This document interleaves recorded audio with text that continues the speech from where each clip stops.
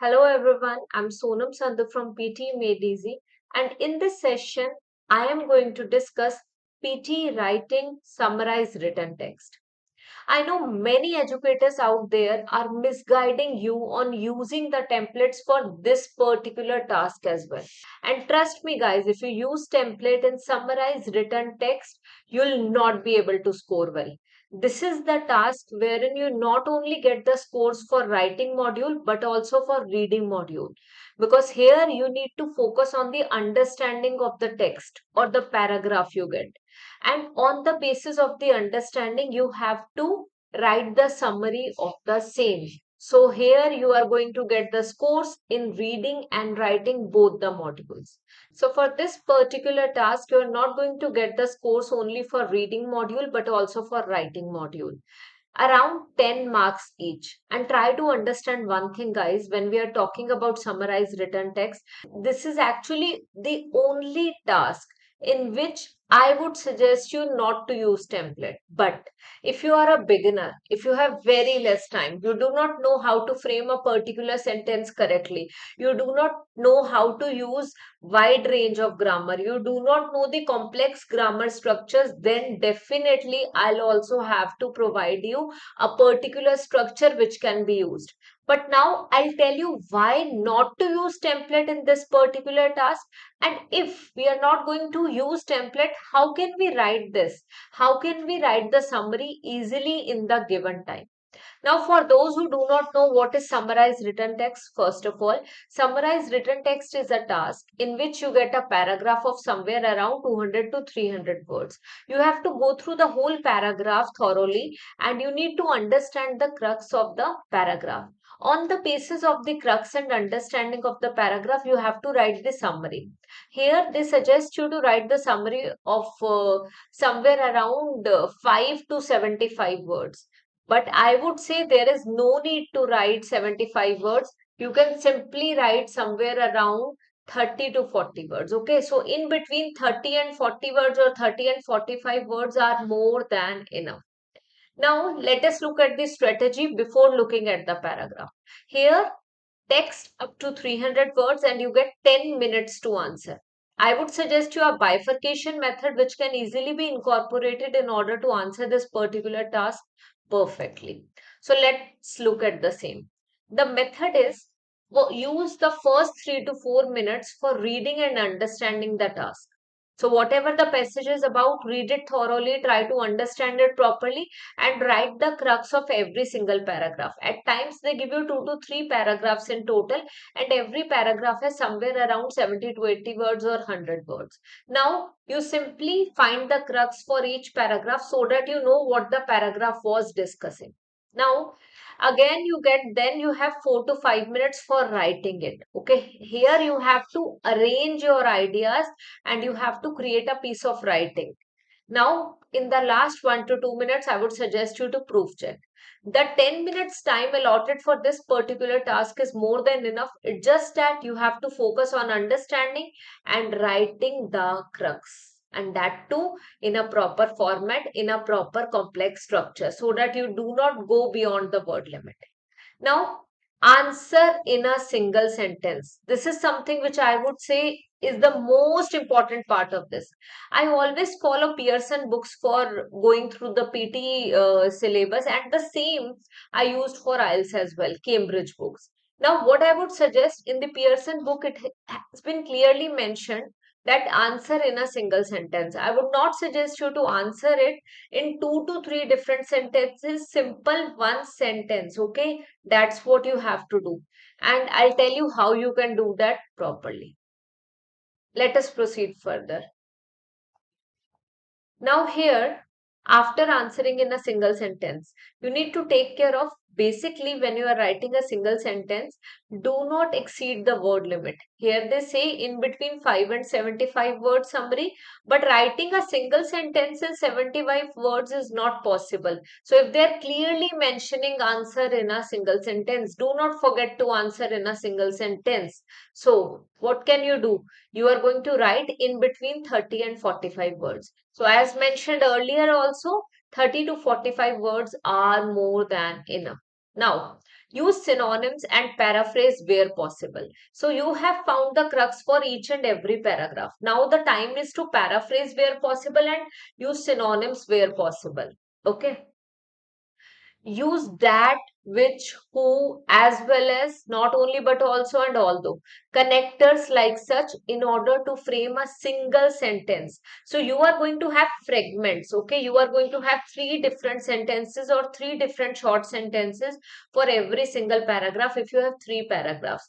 Now you have to arrange those three sentences into a single sentence, and for that you are going to use these complex connectors. That's why I have mentioned which all connectors can be easily incorporated in order to make a single sentence. Proceeding further, avoid using template in this. Rather focus on punctuation marks, as in the usage of comma, full stop, semicolon, colon, hyphen. Focus on that. And grammatical range, as in you have to use high range of grammar. You have to use complex connectors in order to write a sentence of around 30 to 40 words. Last but not the least, find the crux of each paragraph and combine it using discourse markers. For those who do not know discourse markers are nothing but just the connectors which we are going to use in order to connect two sentences or three sentences together. Now you have already understood the strategy, and if there's any problem, I would suggest you to prepare notes so that you need not to watch the whole video again. Here, for example, we have this particular question. Write summary of the written text in 10 minutes. So we'll go through the text, and the text is of total of two paragraphs. So tentatively the text is of somewhere around 300 words. Here the total number of words is 221. Okay. So let us start from the first one. Humans have been cultivating chilies as food for 6,000 years. But here we are learning new things about the science behind their heat and how it reacts with our body. So they're clearly talking about growing chilies, and they are mentioning that we have been growing chilies for the last 6,000 years, and new things about the science behind their heat. Why is this particular plant so spicy, and why is there so much heat in this particular plant, and how it reacts with our body? So they're clearly telling something about the chili plant. In the late 1990s, scientists identify the pain nerves that detect capsaicin. ठीक है, so they are clearly mentioning this particular ingredient, ठीक है, capsaicin, and the chemical in chili is responsible for the most burning sensation, ठीक है. So this is the particular chemical which is responsible for the burning sensation. But it's not only during the last few years that scientists have also learned why chilies evolved to be so spicy in the first place. So here they are clearly mentioning. Now what can be done? There is a very good strategy here which can be incorporated. So while you are going through the first paragraph, simply underline or highlight the statement which you feel is quite important. So here, according to me, this particular sentence is quite important.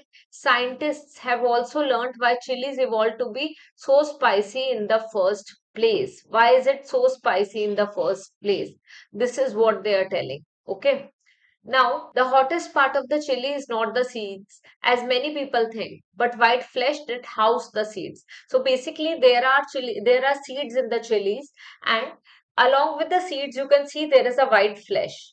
Okay? So basically, that white flesh is the one which is responsible for the heat, which is responsible for the spice, which is responsible for the quality of the chili. So but why did chilies evolve to be hot in the first place? So now they are going to answer this. Most scientists believe that capsaicin acts mainly as a deterrent against would-be mammal predators such as rodents. So basically, it is acting as a deterrent against would-be mammal predators such as rodents. So this is what they are talking about. Now they are talking about US scientists working in Bolivia have studied how hot and mild chilies differ in their susceptibility to a certain harmful fungus. It turns out to the hotter the chili, the better its defenses against the fungus.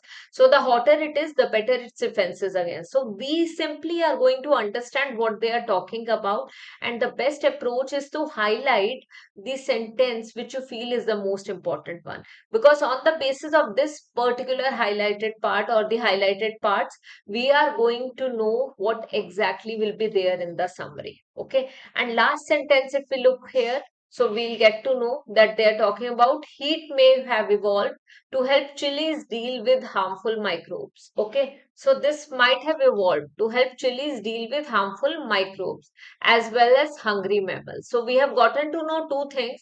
The major crux is this: evolved to help chilies with harmful microbes as well as hungry mammals. Okay. This is what they talked about. So we are going to highlight this as well. Similarly, we also got to know the crux of body paragraph 1, the first paragraph in the last 3 lines only. Now we have to arrange it.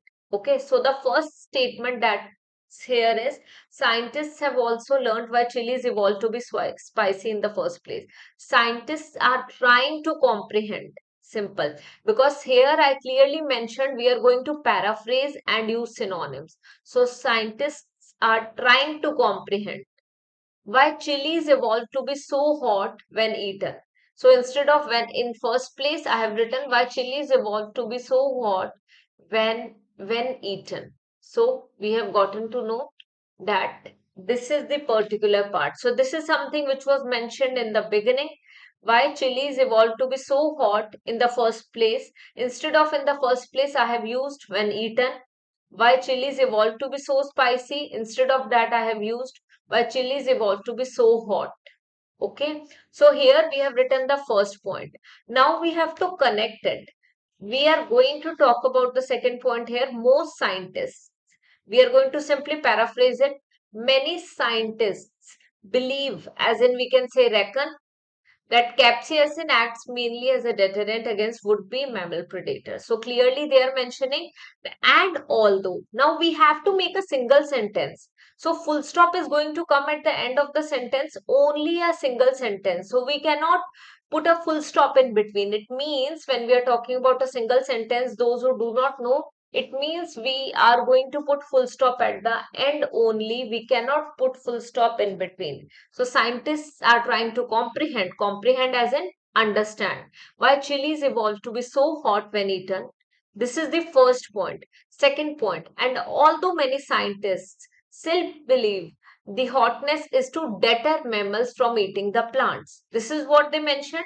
Still, and although many scientists believe that the hotness is to deter mammals from eating the plants. This is what they are saying, deter mammals, as in we are stopping mammals, stopping animals from eating the plants. So this hotness, this spicy character, spicy quality of the chili. So it is what is it is deterring, it is stopping mammals from eating the plant. So we have clearly mentioned a sentence here. Many scientists still believe the hotness is to deter mammals from eating the plants. Recent research suggests it also developed as a defense against. So, now what happened at the end? Recent researchers to propose that heat may have evolved. So, recent research suggests it also developed as a defense against harmful microbes. So clearly they mentioned it also developed as a defense against harmful microbes. So that's what we mentioned. Now we have used although in between. We have simply used present tense in the first sentence. We have explained it. Then we use although in between, and after using although, what happened? We have explained the second part. And in the last part, although sentence is something like such only. We write a statement like such, although I'm not feeling well, comma, I'm shooting this video. Although I'm feeling lethargic, comma, I'm shooting this video.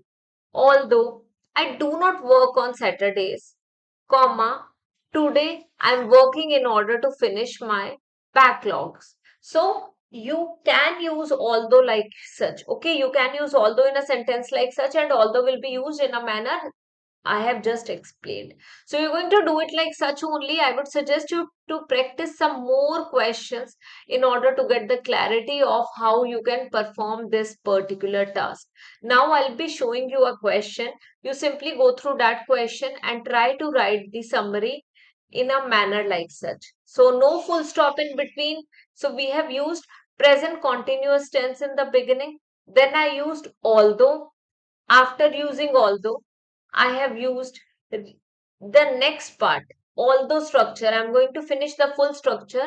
That is the usage of although. So simply do the same. I'll show you the next question right away. So you need to simply write the summary of the same question in your own words in maximum of 30 to 40 words. Do not write more than 40 words, but take care of one thing. You have to answer in a single sentence. In a single sentence, you cannot put full stop anywhere in between, but you can use complex structures, you can use full stop, you can use after this completion of the sentence you are going to use this. Okay, so use connectors in between. You can use comma, you can use hyphen, you can use semicolon.